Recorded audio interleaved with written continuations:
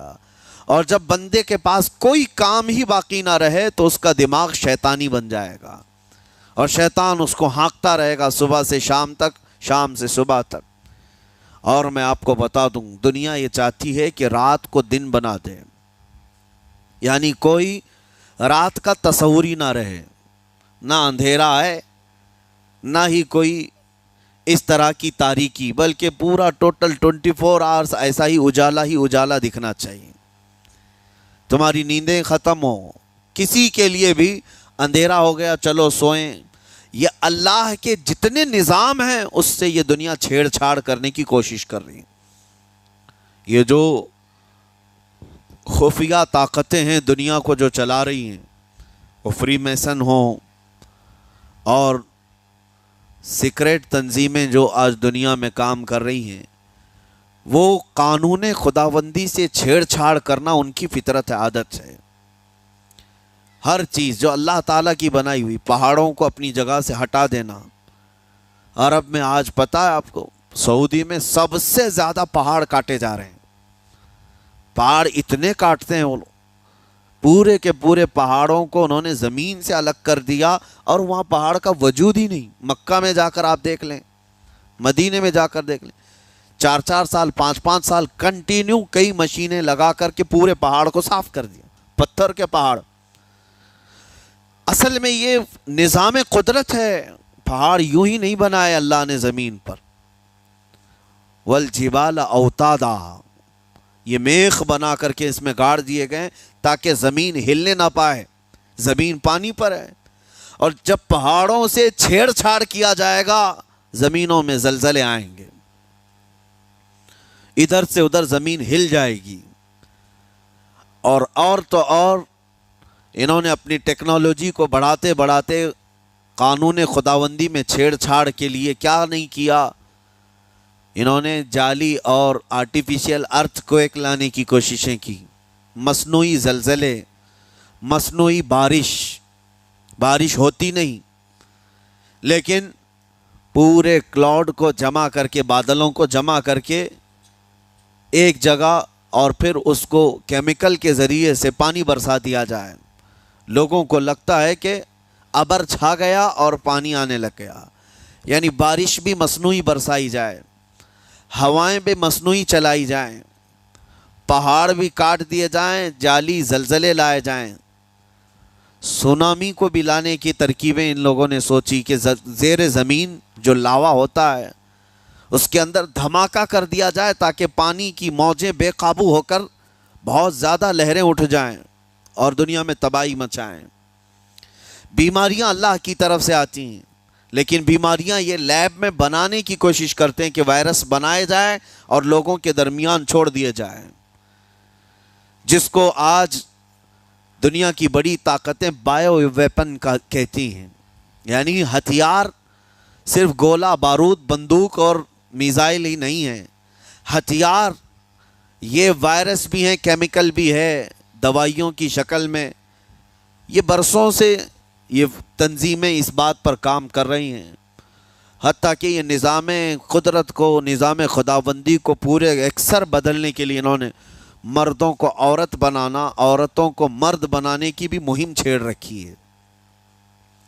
Transgender, ان سب کو خاص قانونی حق دیا جائے گا، اور مرضی سے آدمی اپنے جینڈر کو، اپنی جنس کو چینج کروا لے۔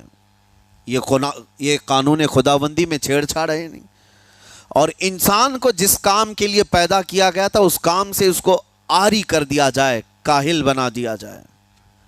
اسی لیے دیکھیں، وہ رحمان مولا چاہے تو تمہیں گھر میں بٹھا کر خوب رزق دے، وہ غفار ہے جو چونٹیوں کو اپنے سوراخ میں رزق دیتا ہے، مچھلیوں کو پانی کے اندر رزق دیتا ہے، وہ اشرف المخلوقات کو کیوں نہیں کھلائے گا؟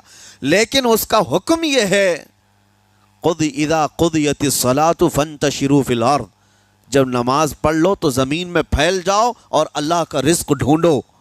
یہ نہیں کہ گھر میں بیٹھ کر کے تم پکارتے رہو رزق آ جا، رزق آ جا، رزق آ جا، یہ نہیں ہے۔ تمہیں کیوں؟ تم کاہل اور سست نہ بنو، تمہیں فرمائے گا ہاتھ پیر چلاؤ، نبی پاک صلی اللہ تعالیٰ علیہ وسلم نے ارشاد فرمایا دنیا کا سب سے بہترین رزق وہ ہے جو اپنے ہاتھوں کی کمائی، محنت سے. اور حضور فرماتے ہیں اللہ کے نبی داؤد علیہ السلام لوہے کا کام کرتے اور خود اپنے ہاتھوں سے لوہے کو تپا کر کے نقش بناتے، اور لوہے کی زرہ جو جنگوں میں پہنی جاتی یہ بنا کر کے بیچتے تھے، اور اس کی آمدنی سے حضرت داؤد علیہ السلام اپنا گھر چلاتے تھے. حضرت ادریس علیہ السلام کپڑے سلتے تھے، درزی کا کام کرتے اور اپنا گھر چلاتے. حضرت ابراہیم علیہ السلام گھر بنانے کا کام کرتے رہے. اسی لیے نبی پاک صلی اللہ تعالیٰ علیہ وسلم نے فرمایا اللہ کے سارے نبی اپنے ہاتھوں کی کمائی کھایا کرتے تھے، کوئی گھر بیٹھ کر کے نہیں. جو لوگوں کو آج یہ شوق ہے کہ بس کسی کو جائیداد میں کچھ پراپرٹی ملی تو کرائے پر چڑھا دو اور کرایہ کھاتے رہو. کیوں محنت کرنا ہے؟ کوئی کام کیوں کرنا ہے؟ میں یہ نہیں کہتا کہ کرایہ مت کھاؤ، کھاؤ کرایہ، لیکن اپنے جسم کو ایسا کاہل اور سست بناؤ گے تو یہ شیطان کی آماجگاہ بن جائے گا دماغ، اور اتنے گناہ کرنے لگ جاؤ گے کہ تمہارے کنٹرول میں نہیں رہے گا.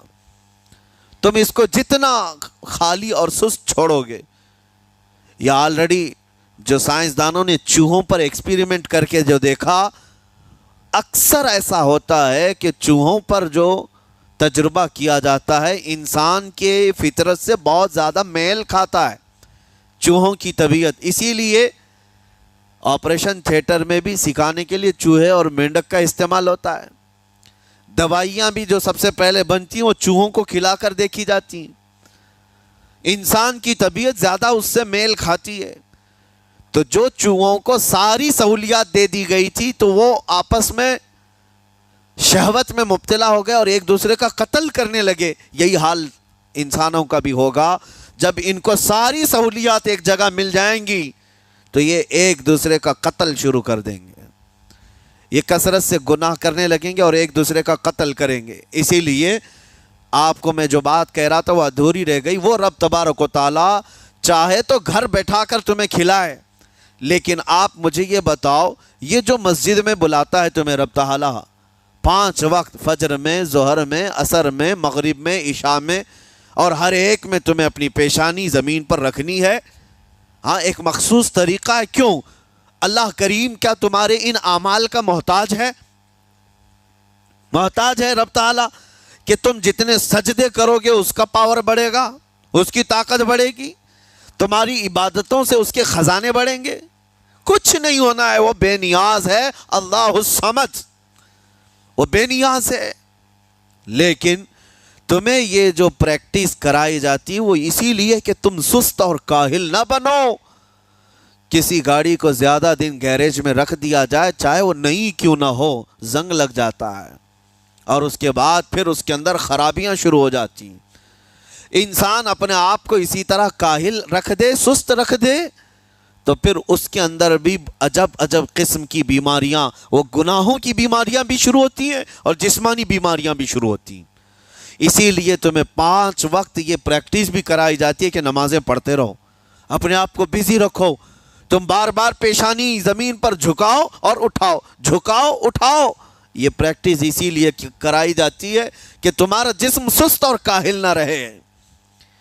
اللہ کریم بندوں کے تمام مصالح اور ان تمام حاجتوں کو بہتر جانتا ہے کہ بندہ کس میں بہتر ترقی کر سکتا ہے. اسی لیے میرے عزیزو اپنے آپ کو خالی مت چھوڑو، اپنے آپ کو خالی مت چھوڑو. اور وقت ہمارے پاس اتنا کم ہے کہ حساب دینے کے وقت ہمیں سب کو پتہ چل جائے گا قیامت کے دن. یہ بھی روایت میں ملتا ہے کہ بندہ یہ یاد کرے گا کہ میرے پاس اتنا وقت تھا، کاش میں کچھ نہ کرتا تسبیح لے کر بیٹھا ہوتا، کاش میں کچھ نہ کرتا دعائیں کر رہا ہوتا، تو اللہ تبارک و تعالیٰ اس کا بدلہ مجھے قیامت میں عطا کرتا. لیکن جنہوں نے اپنے اوقات کو یہاں پر خالی گنوا دیے، فضول میں برباد کیے، وہ بہت پچھتاوے میں ہوں گے، بہت پچھتاوے میں ہوں گے. جتنا وقت اپنے پاس باقی ہے اس کو مصروف کر دو، اس کو مصروف کر دو. اللہ کریم ہم سب کو گزرے ہوئے تمام برائیوں کے کفارہ ادا کرنے کی توفیق عطا فرمائے. رب تبارک و تعالی ہمیں سستی اور کاہلی سے محفوظ فرمائے. میں آپ کو اس لیے بھی ایکٹیو کر رہا ہوں کہ اپنے آپ کو اتنا پابند کر لو کہ رمضان آنے والا ہے اور اس میں عبادتیں زیادہ ہوں گی. کیوں؟ 20 رکعت کھڑے ہونے میں تمہارے جسم میں سستی اور کاہلی نہیں آنی چاہیے. ہاں ایک دن تراویح میں جوش میں آیا اور دوسرے دن افطاری کر کے خراٹے لینے لگ گیا, کھا کر کے پورا سو گیا, اور اس کے بعد پھر پتہ چلا سیدھے شب قدر میں آیا ہے. تو رمضان المبارک کو بھی جن لوگوں نے ایسا برباد کیا وہ پچھتاتے رہ جائیں گے. اور کچھ نہیں, رمضان ہر دن نہیں آنے والا ہے اور ہر مہینے نہیں آتا ہے, سال میں ایک مرتبہ رمضان اللہ کا مہمان ہے. اس کے آنے سے پہلے اس کی آنے کی تیاریاں بھی کر لو.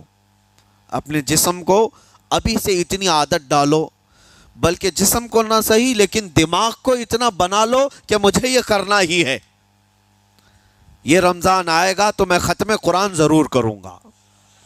یہ رمضان آئے گا تو تراویح کی ایک رکعت بھی میری مس نہیں ہوگی. یہ رمضان آئے گا تو پورا قرآن میں تراویح میں ضرور سنوں گا.